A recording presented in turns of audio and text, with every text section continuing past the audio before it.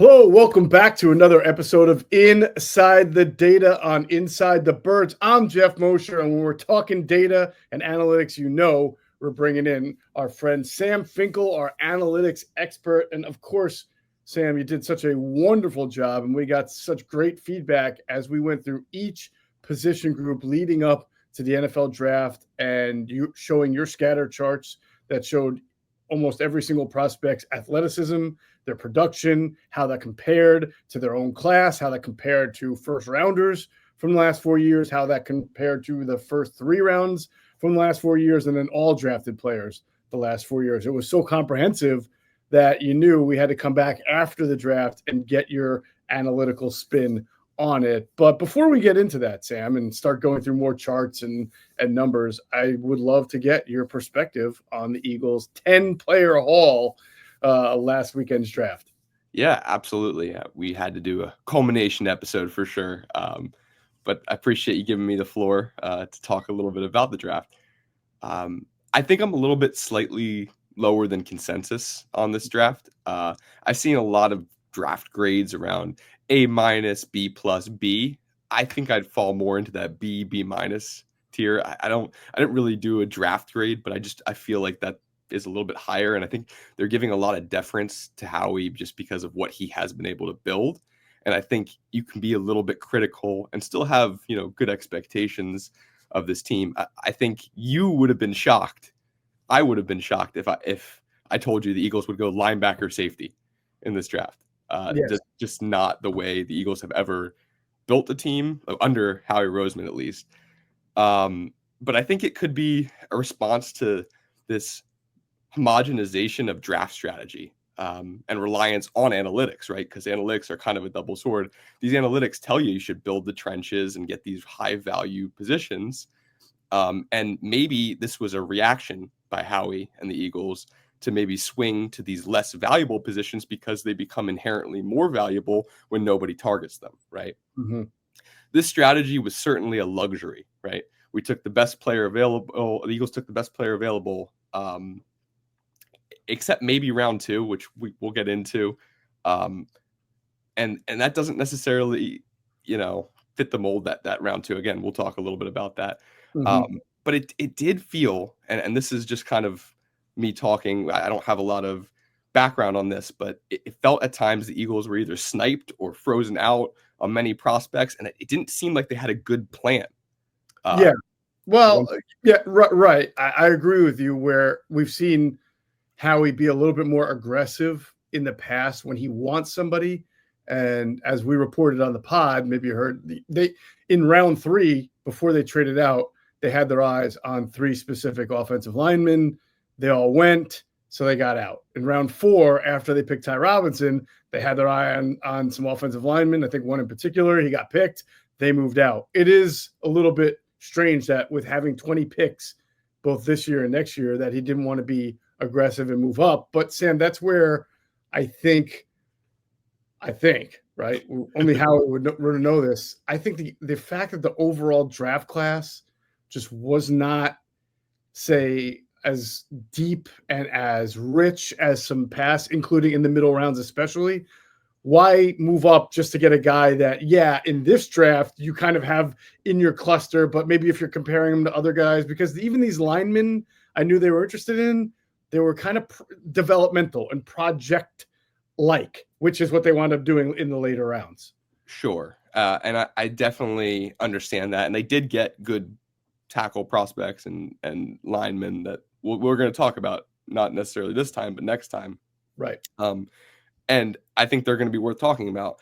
But it just felt very different than past drafts. I also felt, especially, we'll get into the second round pick, but I feel like a lot of this was unnecessary risk in this draft, especially in the first 2 picks, I would even say. Both feel very boom or bust. But again, particularly, I'd say the second pick. This draft feels kind of like Howie's Gambit. I think that's what I would call it. And it's very different than the process that they had used in the past. And that's not a bad thing, right? You want to adapt your process, especially as the league is changing and adapting itself. I think you're hitting a nail on the head there, right? And even how he talked about that. He talked about the NFL on defense specifically getting a little bit more positionless, not like the NBA, which has gone crazy with it, but players who are hybrids, whether you have safeties who are hybrid nickels, right? You have corners who are hybrid safeties. You have linebackers like JihaadCampbell, or who, well, let me say more like, since he hasn't played in the NFL yet, you have players like Andrew Van Ginkel, right? Who I think they envision JihaadCampbell as a 10 times more athletic version of, who's moving all around in your front seven. So you're right, it is, and it's unconventional, but I think we've seen Howie do some unconventional things over the last 2 years, paying a free agent linebacker a lot of money, not paying a free agent linebacker, paying a free agent running back, Saquon Barkley, a lot of money, and then paying a linebacker, Zach Bond, top of the market money at a position that they almost never have done before. So you do see some adaptation there. And Sam, I do wonder if Campbell's ability, because Howie was big on this, to also line up at the edges and potentially be an edge rusher more so down the road, because right now with Nakobe Dean hurt, he is going to get an opportunity to play off the ball linebacker. I know other people are reporting the opposite, but I'm telling you, he will get the opportunity to play inside linebacker while Nakobe Dean is out. But then maybe when Nakobe comes back, they use him more as a pass rusher. That looks more right like an Eagles draft. Pass 100%. Rusher, edge rusher, first round, and second round safety. I'm not shocked they went safety in the second round, but to your point, it would surprise me if you told me before the draft they were going to take a safety in the second round and the first round pick was not an offensive or defensive lineman. So yeah. But those are just my general overall thoughts on the draft. So how about your thoughts, because you dabble in the world of analytics, and we spend a lot of time talking about how the Eagles value the relative athletic score, the RAS. And a lot of the guys that they picked from round 1 to round 7, right, have pretty high RAS scores. Does that jump out to you at all? Yeah, with one particular outlier, which again, we're going to talk about in the second round. But we also did note leading on, I don't know if it was with you, I knew we had intel that safety is the one position where the RAS is not as significant. They love it at edge. They love it at D tackle. They love it at offensive line, right? Yeah. Why it's not safety is because, as we were told, Vic Fangio and his sort of disciples coaching staff who have followed him, they like that safety nickel hybrid. So you're going to get a smaller kind of guy, usually a rangier guy. And Mukuba is fast. He ran a good 40, but his athletic score is low, as you'll get into, because of his measurables. I mean, he's very light. We were specifically told someone like Nick Amenwari, who is 6'3", 230 pounds, built like a linebacker, yoked up. He was a 10. I think he scored a perfect 10.0. He's a superhuman robotic player, right? If you were building a safety, you would build it to look like Nick Amenwari. But we were actually told that's not necessarily the type of guy that Vic Fangio looks for. He'd rather have a guy who can play that safety nickel instead of safety linebacker.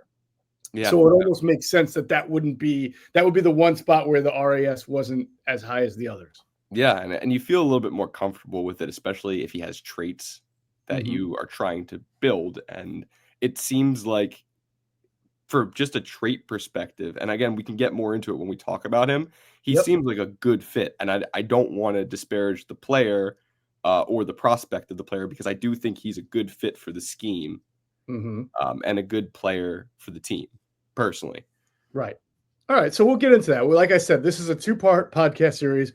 We'll go through the defensive players that the Eagles drafted in this podcast, and then the offensive players in part 2 in the next pod. So let's bring up some visuals, and I've blown up everything because everybody says you got to blow it up and make it big. So hopefully this will be big enough. Now, it's going to have the entire draft class on there. I'm just letting people know now. But again, we're going to talk about defensive players that the Eagles drafted. Who doesn't love a sneak preview, right? Exactly, right? So here we go. You can see that, right, Sam? Yep. All right. This is the 2025 draft class, and the first player picked, linebacker, which I put in quotes, but he will get the opportunity, JihaadCampbell. And then the second round pick is the safety, Andrew Mukuba. So right here, explain what you have in the first graph. Yeah, so I just want to tell you why it's gold and silver, right? So Right. if you remember back to the other series, we had different thresholds for when players were selected. So we had a first round threshold, which is represented by the gold, and we had a top 100 threshold, which is represented by the silver here. So the only reason they're differentiated there is because they are held to a different standard because of where they are selected. Mm-hmm. Then we also have, I actually put their production and athleticism scores here so people can see what they actually look like. Right. And then I have the averages to the right of those scores. And then I have the difference. And you can see the actual process behind how these charts were actually made.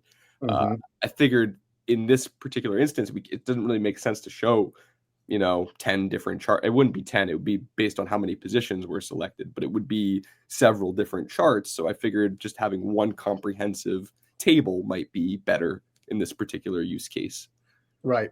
So let's just to clarify for our viewers and listeners, JihaadCampbell had a production score of 78 and an athletic score of 82. Right. He was green highlighted here because that's one of the top ones in among linebackers, right? So I actually just highlight it is, but I just highlighted it to show you actually better. Which one is higher, right? Right. Because it's kind of interesting. You expect everyone to be higher in athletic, but it didn't necessarily always be the case. It's actually interesting. Mm-hmm. They're not too far off, but as you can see, there is a preference for athleticism necessarily over production. Right. The which first is what we were 5 talking about. picks, right, have higher athletic scores than production scores. Right. All right. So let's explain this. Why would JihaadCampbell has a production score of 78, but an average production of 81.6? So what is the differentiating factor there? So that average production is the average of first round linebackers selected. Right. So what I did was I took the difference between his production score from NFL Next Gen Stats and the average. Mm-hmm. So when you take the difference of the two, you have that column that's the P diff and the A diff. And as you can see, it's 0 and negative 3.67, which means he's a gem because his athleticism score is average or better. Mm-hmm. But his production was less than average compared to first round linebackers selected. Right. And some of that is due to the nature of him only playing inside linebacker at Alabama for 1 year. He had gone there as an edge.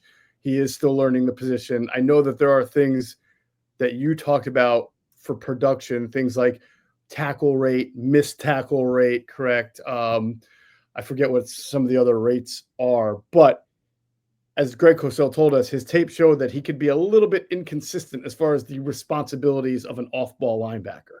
Certainly. Yeah. All right. So he hits the gem status. So this pick makes sense for what his production and athleticism is and for what the Eagles look for.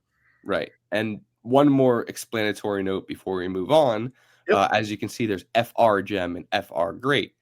And what that is fringe, right? And it's where you look and, for instance, for Mac McWilliams, you have his athletic difference being minus 0.34.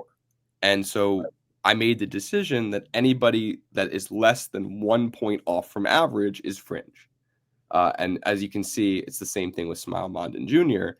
For production. It's minus 0.5. So anytime you see that FR, it just means they're basically there, but the data doesn't necessarily say that they are. Right. All right, so let's talk about Andrew Mukuba, who is a polarizing prospect. I talked to several teams about him.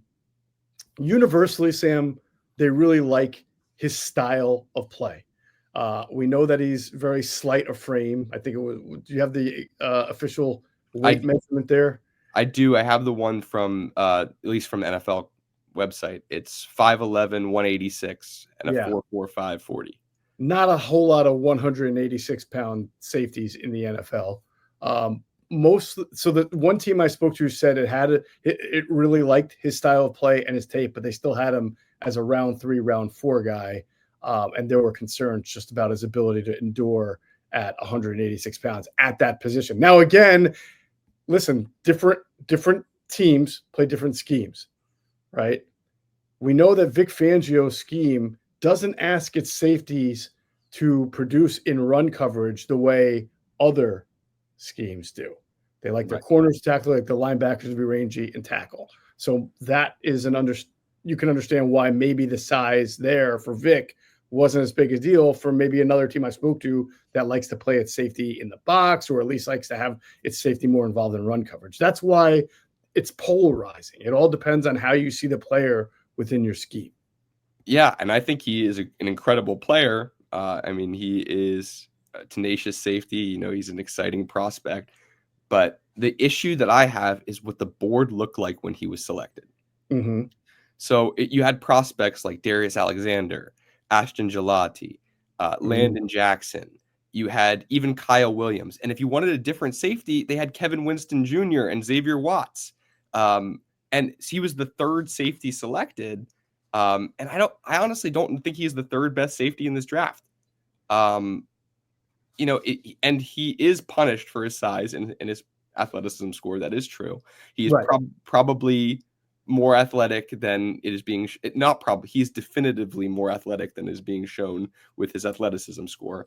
But I honestly thought Winston looked better on film, and I thought Watts was just as good of a producer with the same athleticism score.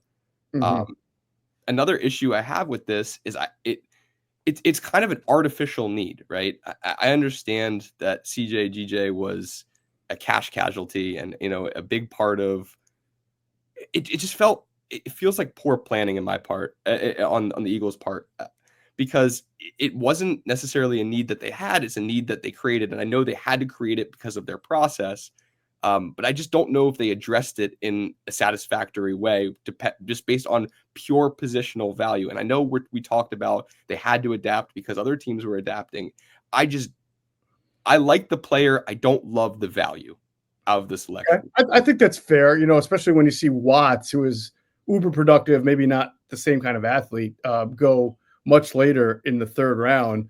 I would say that I think that, I guess where I quabble a little bit with you is maybe on the whole safety picture in general. Maybe the mistake was sort of made 2 years ago with Sidney Brown, who might turn out to be a good safety, but who seemingly doesn't fit what Vic Fangio wants in a safety. He can't cover out of the slot. He's not known for playing in the post. He was a box safety at Illinois. So when you look at the safety picture right now, it's absolutely a need for now and the future, because Reed Blankenship is your only definitive starter. You've traded away C.J. Gardner-Johnson. Tristan McCullum has played nicely for you in a backup role, but he's probably really more suited to be a 3 or 4 with special teams upside. I felt like they did need a prototype Vic Fangio, C.J. Gardner-Johnson-esque safety who can give you some playmaking potential and also be a little bit of a hybrid player that I don't believe Sidney Brown fits that mold.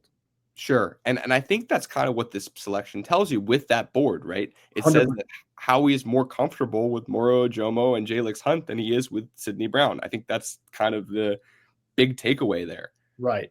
But my whole point is that I understand why CJ was traded, but it seemed like you created this need. I guess if they went Goddard instead of CJ for cash reasons, right? Maybe that need. This draft felt you could address tight end easier. Not that they didn't address tight end in this draft, which is a little bit surprising. But if that pick was for, say, Mason Taylor and you took Goddard out, would you feel more comfortable than it being Mukuba? And I think that's like a great point. That's a great point. 100%. Okay, so let's go on to the other defensive player they picked early, which would be Ty Robinson in the 4th round, interior rusher out of Nebraska. He's a little bit of an interesting one because he's, I don't know what he played at in college. It was under 300. Some people are convinced that he was like way bigger and then just lost all this weight for the combine. But he's 288, which is, I think, right around Moro Ojomo weight size or in that neighborhood, which is, that's good for an upfield tackle. But when you want to start a guy, you'd like him to be a little bit beefier in your 5-man front. but his athletic testing was very good. Another guy who had a really good RAS, if I'm not mistaken. Yeah. And he was the 14th interior defensive lineman taken. His production rank is 12th best, and his athleticism rank is 3rd best in the class. So Wow. you feel really good about that, taking that at 14.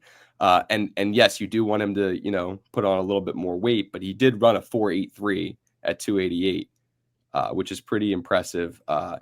He's a pressure machine. He had the most pressures of all drafted interior defensive linemen. He's probably one of my favorite selections of this draft. And it's reflected pretty well because you see him in that great, which is that, if you remember, it's the upper right quadrant of the draft. I didn't feel great calling anybody drafted past the top 100 of blue chip prospect, but people that would fall in that blue chip categorization are now called great.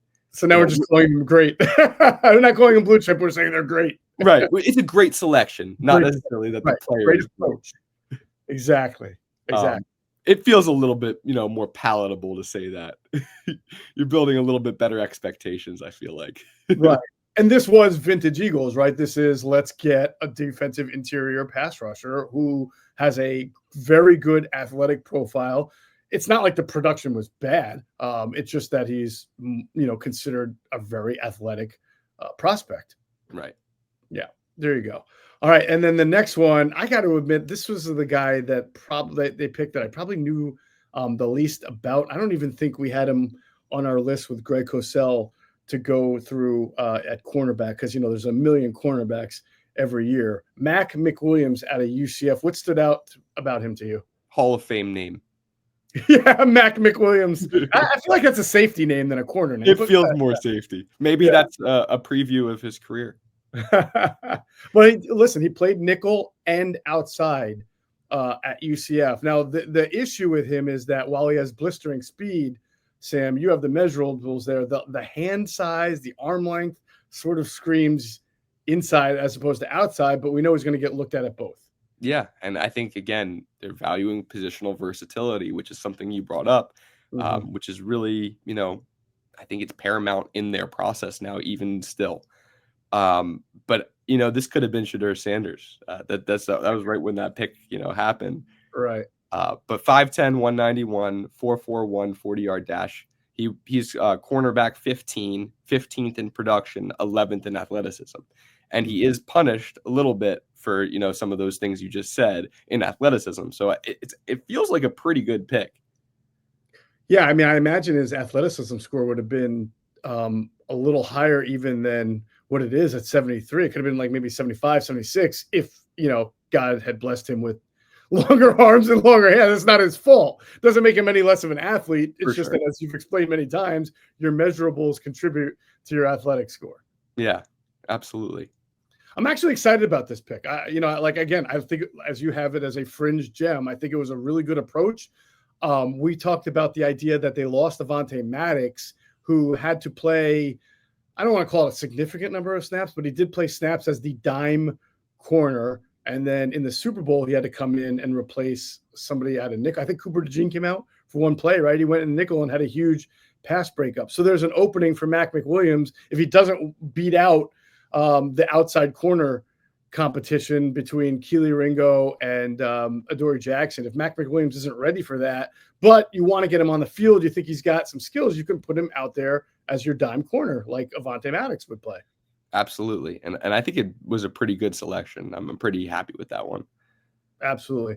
All right. Then the other fifth round pick, Smile Mondon Jr., because, the Eagles have to take a player each year, at least one from Georgia. So Smile Mondon made a lot of sense. Another really good athlete whose production score is, and we talked about this with the Georgia guys, Sam. It's hard to have high production scores at Georgia because they constantly rotate guys in and out and in and out.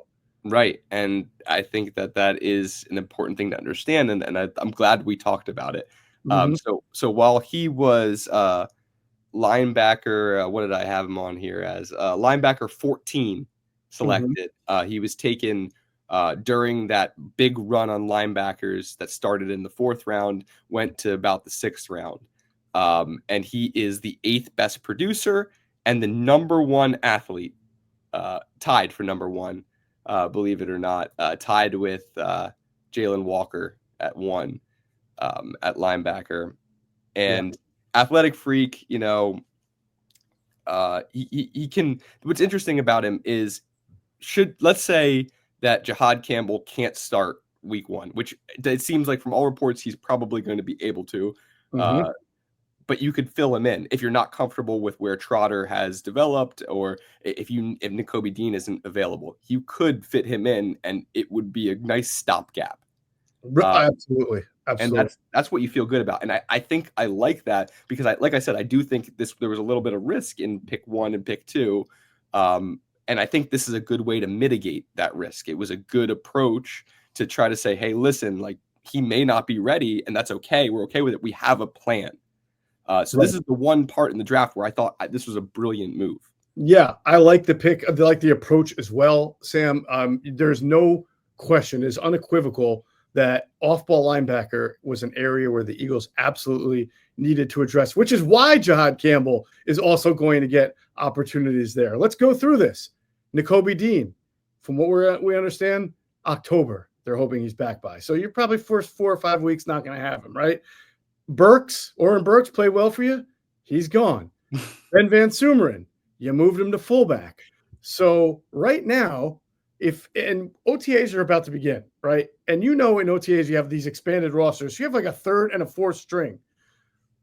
Right now, your healthy off-ball linebackers are Zach Bond, JihaadCampbell, Jeremiah Trotter Jr., Dallas Gant, and this kid, Smile Mondan. That's 5. Dude, you need, 8? If you're going to have 4 strings and you're only playing, and that's, by the way, if you're playing nickel, which the Eagles are going to be in a lot of nickel, right? If you dare to have base defense, 4-3 look out there, you'd need about 3, 6, 10, 12 inside linebackers. So I wouldn't even be shut. I'm pretty sure that before OTA start, they're probably going to sign a few scrap heap linebackers because they're going to need bodies just to play out the 3rd and 4th strings. But this kid, Mondan, to your point, being such a great athlete, I think he's almost like, all right, we lost Ben Van Sumeren, this great athlete, because we made him a fullback. We can play this guy immediately on special teams. We expect him to excel. And now we can have him compete with Trotter. If we want to make Campbell more of an edge guy, or if Nakobe's not back, then we've got Trotter and Mondan to compete to play alongside Zach Bond. But they absolutely needed a good body at this position. Sky Motor Cars in Westchester is a different sort of dealership. All it takes is one look at their Highline pre-owned vehicles that people all over the country want and need. Owner Brett Scholler, make sure you don't spend a dime of your money before you purchase the car. Sky Motor Cars allows you to make all the decisions regarding your next vehicle. At Sky Motor Cars, you never have to spend more than necessary. Visit SkyMotorCars.com today or call 610-918-7225. Yeah. And by the way, just for a brief second, I just want to tell you his stats were eerily similar to How JihaadCampbell's. about that? So, I mean, Mondan had 152 tackles from 2022 to 2024. Campbell had 132. Mondan missed 17 tackles. Campbell missed 14. And their snap counts are similar. JihaadCampbell's total tackle rate was 9.96. Smile Mondan's was 9.25. Right. Their missed tackle rates were 1.06 and 1.03 respectively. They're very similar producers in that respect. Interesting stuff. Good stuff. All right, let's move on to the outlier of the draft. The Eagles draft an edge rusher who is far more productive than he is athletic, which is interesting because day 3 guys are typically, and we'll talk about this on offense in the next pod. This is where the Eagles like to throw a dart at the athleticism board and just go for the best athletic tester available and hope that it translates into something. You know, I call it the Quez Watkins pick, right? You just go find me a guy who runs a blistering 40 in the late rounds and maybe it'll translate. And for a little while it did for the Eagles. But here's Antoine Powell-Ryland out of Virginia Tech, who is an okay athlete, but he was very productive. Yeah, he's kind of punished also for some like physical traits. I think his length was not necessarily great, or arm length was not necessarily great. So he gets a little bit punished for those type of things. But, he was edge 27 out of 28 selected. And what's interesting is that his scores don't necessarily reflect that, right? So he is the 6th best producer in this class and the 11th best athlete in this class. And you take that at 27, you feel pretty good. And you still feel like, you are having a dart throw in that really good athleticism category. This is probably my second favorite pick in this draft. Like based on value, right? Based on value. Yeah. He's 6'3", 258, ran a 4.69 40. He has somewhat limited tools, but I think he's very high upside, very low risk where you take him. He was one of the higher sack generators in college. He converted a lot of his pressures to sacks at a higher rate than I'd say a lot of the other ones that you see in the edge class of this year. Yep. You're kind of describing what the Eagles got. And listen, if they knew it was good, they were getting what they were getting, they would have drafted him a lot higher. But that's what Trent Cole was. Not a great athlete who was going to blow it up, but he was a second effort guy. He was a productive guy because he just wore you out as an offensive tackle. He fought you. He had good hand usage, and he got even better as an NFL player. I'm not saying Antoine Powell-Ryland is going to be Trent Cole. I just want people to understand that. But you're describing sort of like a similar feature that you can see on tape and hope that you get something resembling that, a guy who can make your team and cause a little disruption. And if it doesn't, you wasted a 6th round pick. So yeah, I love these kind of picks. I think that's what, builds a great team, right? If they hit, you're making great picks and great value. So. Absolutely. All right. So let's go back to the linebackers that they chose in your chart here. And again, that's JihaadCampbell and Smile Mondon Jr. Not a surprise. Eagles going into the Alabama and Georgia pools here for defensive players. That's what they do. You already mentioned that Jihad was the number 2 and Smile was the number 14. What do we have here as far as this chart where it shows the blue graphs here? That's just how many each were taken in each round? Yeah, it's just to show you where the run started, just so you can see like the Eagles' plan, right? So you saw the run started on linebackers in the 4th round and went through about the 6th round. And you can see as a 5th round prospect where Smile Mondon fell on that run. I just thought it was an interesting visual just to kind of see the plan. Absolutely. And then so we have, I believe, a similar, here now we have the linebacker draft statistics. Some of this we've talked about. JihaadCampbell is there as you had him like right with Jalen Walker as far as athletic ranking, production ranking. This is sort of like the big board of linebackers, correct? Yeah. So it's in the order in which they were selected, and I ranked where they fell in their production athleticism compared to the class. See, now what really sticks out is Smile Mondon, right? Look at his production and athletic rank compared to players who were chosen ahead of him, like Jeffrey Bassa and Shamar James. Hippolyte from Maryland didn't have I guess he wasn't at the combine, right? Yeah. Teddy Buchanan. It almost seems like the teams picking ahead of the Eagles did not value the athleticism at that position as much. Absolutely, that's what it seems. But even in production, I mean, yeah. So it's just interesting. I'm sure that some of these picks were safer. I think Mondon is, as where he is as an athlete, you have to teach him a little bit more potentially than some of these other guys, right. Which is fine. But maybe they had traits that the other teams valued more, and that's at linebacker especially, traits are important. Right, and I think that's where scheme again comes in, and the guys who watch tape, they can tell. Like you can collect yourself some really nice statistics, but not be playing at a high level. We always talk about the linebacker, the safety who makes the tackle, but it's 5 to 6 yards down the field. Right. So you can stockpile a little bit. Now, I'm not saying that's the case with Smile Mondon, but certainly his production and athletic ranking, if you were just to go off that would probably place him closer to the Kaiser Stutzman territory than all the way down here where he is, behind Jeffrey Bassa.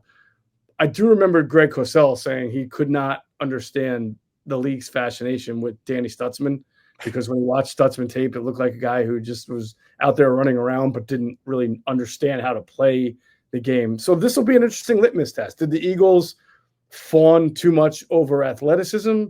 And did they overrate the production at a big school like Georgia where you have a lot of guys around you?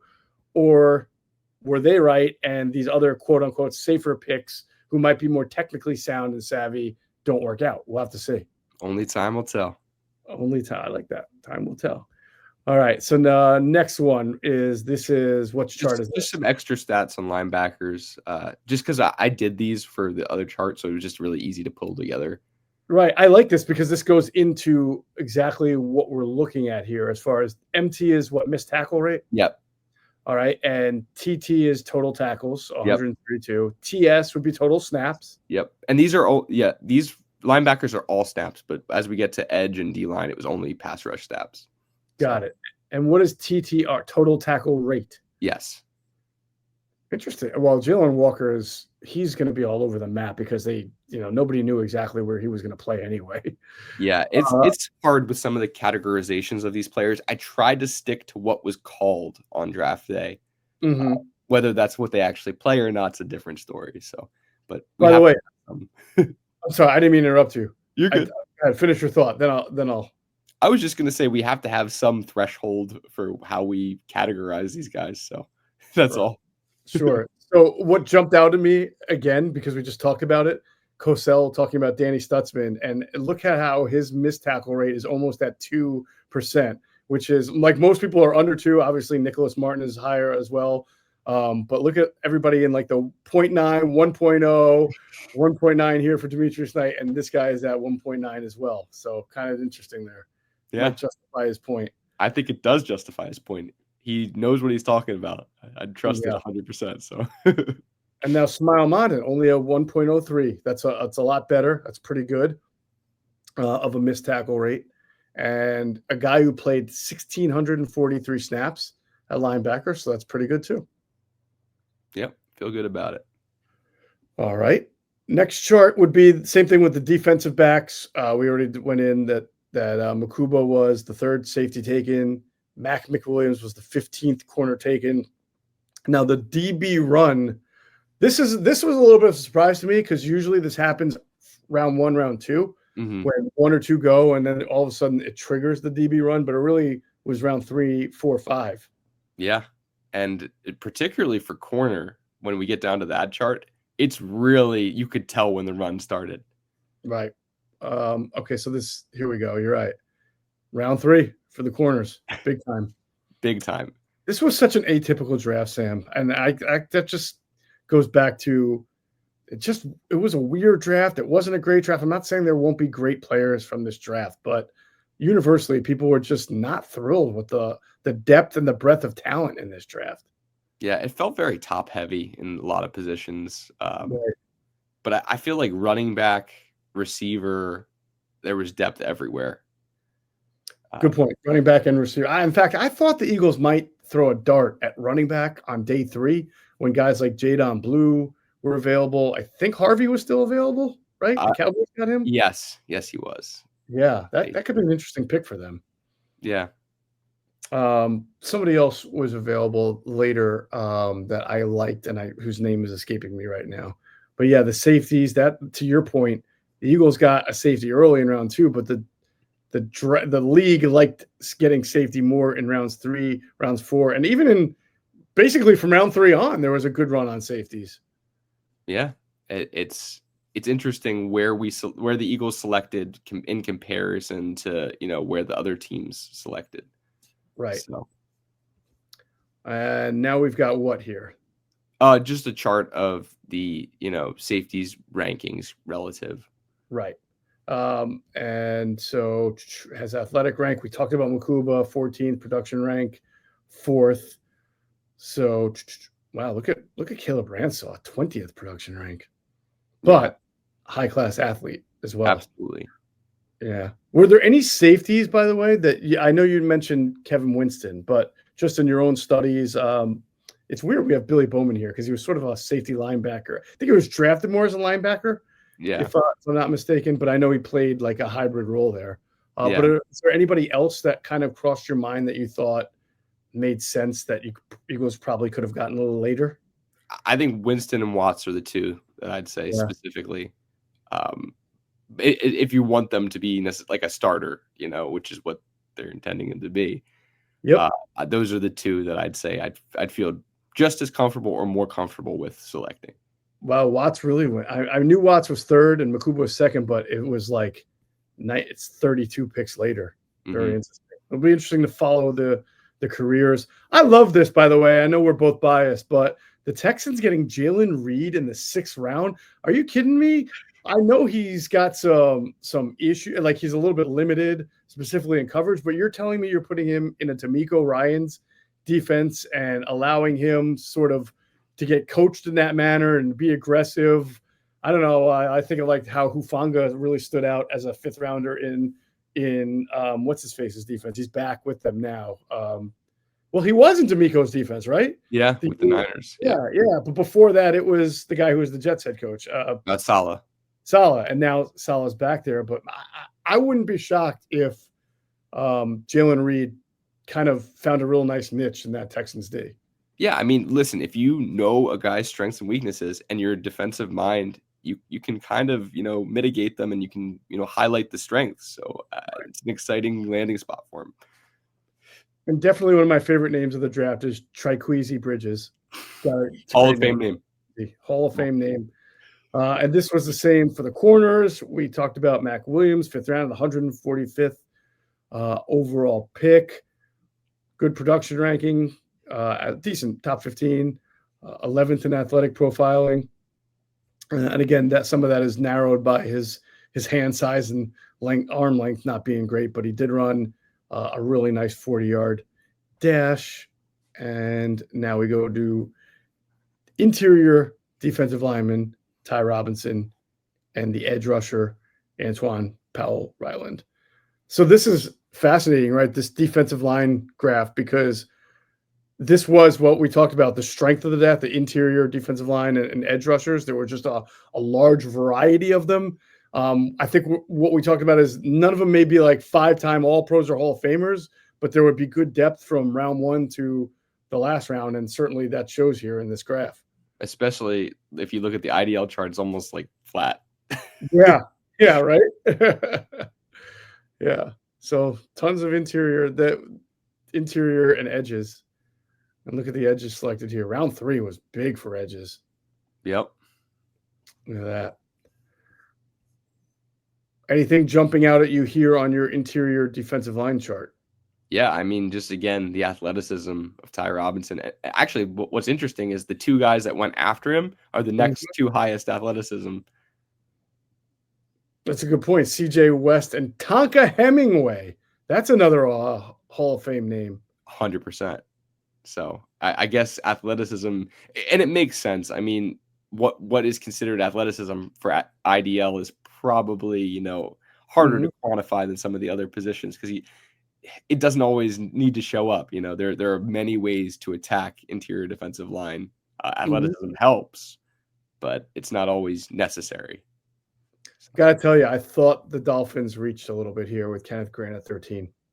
Yeah, I agree. I mean, especially when you have Walter Nolan, who went 3 picks later, who I think is a much better player.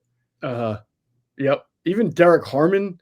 I mean, I guess you have to take into account how the Dolphins are going to play their front. Maybe they were looking for somebody specifically who could play a 0, no shade, but also a 3 technique. If that's the case, I can't blame them. But I mean, in this league, you just got to rush the passer. You have to have a 4 down front. And I thought Nolan and Harmon would be better for them in that regard, for any team, really.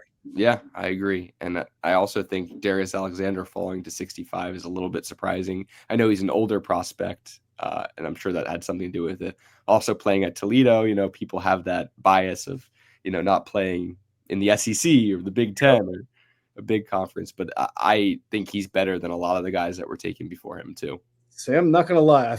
I know a lot of Eagles fans aren't going to want to hear it, but I thought it was a steal for the Giants. I mean, the only reason this guy did not go a lot higher is because he's an older I think he's already 25. He's 25. Right. And then you worry about, you're 26 during the season, like your second contract, you're going to be past your prime or just getting into your downside by the time you get a second contract, which is why, to me, he's a perfect second round pick or an early 3, but to get him at 65 overall, well, that is an early 3, but I thought he would be a second round pick and a high one at that. But good on the Giants, man. They got him and so think about this. They got him, they get Abdul Carter, and they already have Dexter Lawrence, Brian Burns, and Kayvon Thibodeau. I mean, they're going to be able to throw. Listen, they got, we can argue about Jackson Dart and whether that was worth it.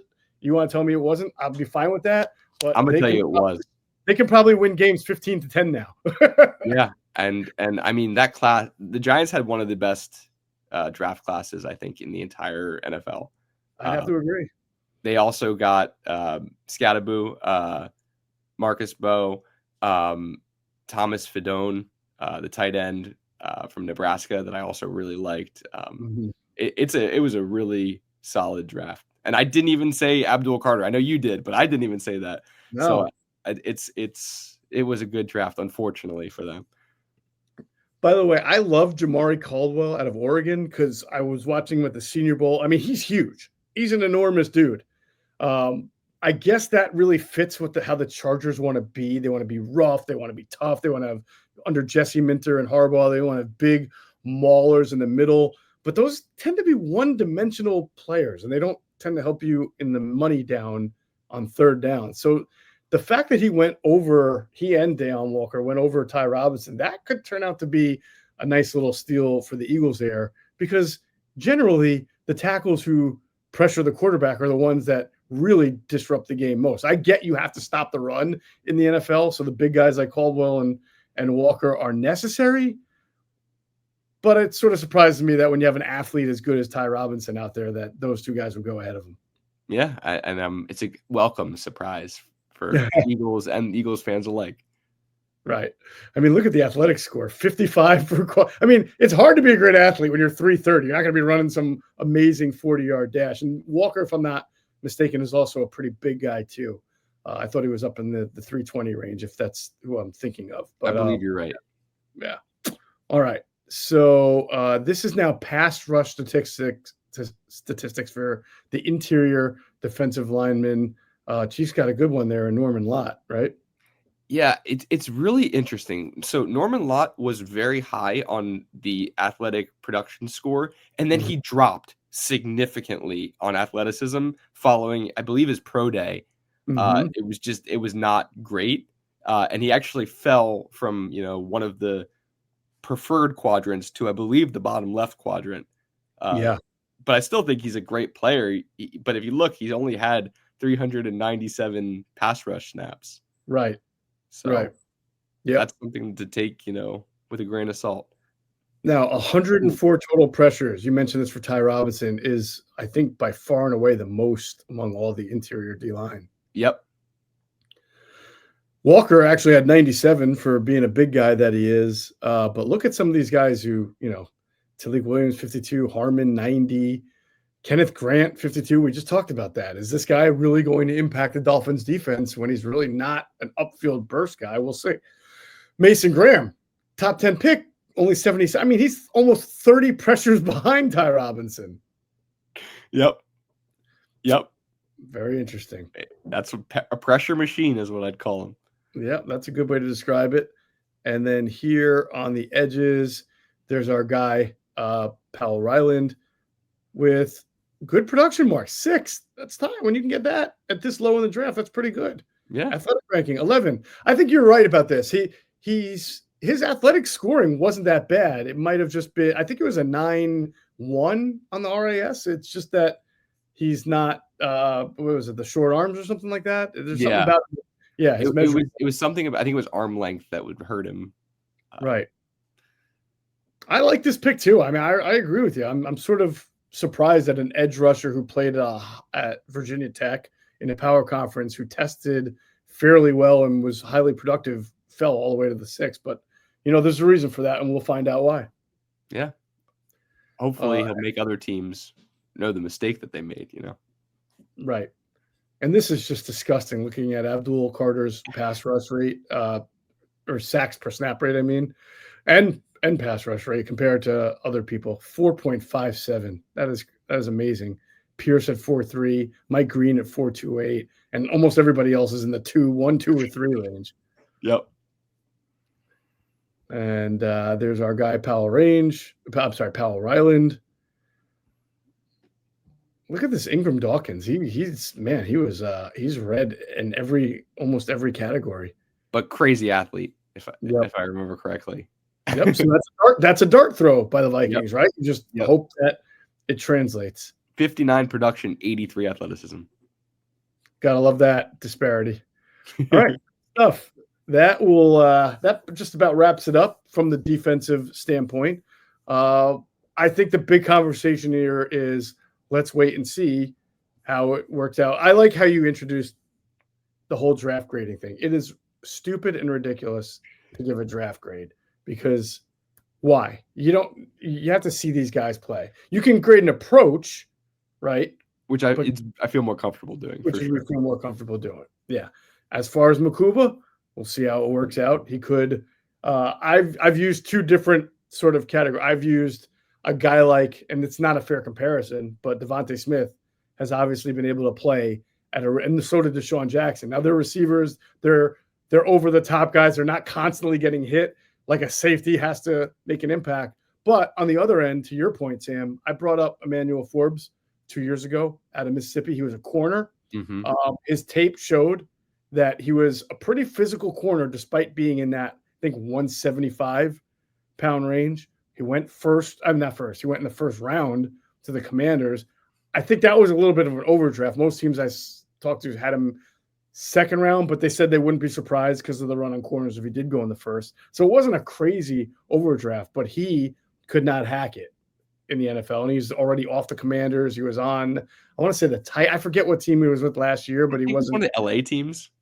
It might have been that, but I don't. And again, these are all just cherry picking one example, so it doesn't mean. But we try to go for similar size. So that's what you do. You try to compare. So you have guys who have made it at receiver, at the cornerback. You have a guy who he was on the Rams, has struggled to make that adaptation. Now Forbes' struggles may have nothing to do with his weight. I don't know. I just know AJ Brown lit his ass up when he was with the Commanders every single time, and you can see. It wasn't A.J. Brown just beating him over the top. It was just out physicaling him. Which is his key attribute that you saw in film. So, yeah. Absolutely. So we will have to see on how it works with Mukuba. I do think Mukuba was a reach. That doesn't mean he's a bad player. I want to be very clear on that. I just think from a process and value standpoint alone, I don't love the selection. I like the player. Mm-hmm. But I'll say that. All right. Are you strong enough, Sam Finkel, to withstand the YouTube comments? I think I'll have to read them. I think I'll have to be. Yeah. All right. I like a person who puts his. I don't want to call it a take. It's not a take. You do a lot of work. Me, Greg Cosell, Adam. We hate that term take. Right? You put your insight into it, and then some guy's going to tell you you're a blowhard who doesn't know shit about shit. Right? So just be prepared for that. I'm prepared. Okay? I have a lot of facts to back it up, and you know what? I hope that I'm proven wrong. I really do. So absolutely. Hey, you want everybody to work out. So we'll see. Great stuff. When we get back on the next episode, we'll go through the offensive players. Thank you, Sam. It's been an awesome experience going through the offensive players. For Sam Finkel, I'm Geoff Mosher. You have been watching Inside the Data on Inside the Birds.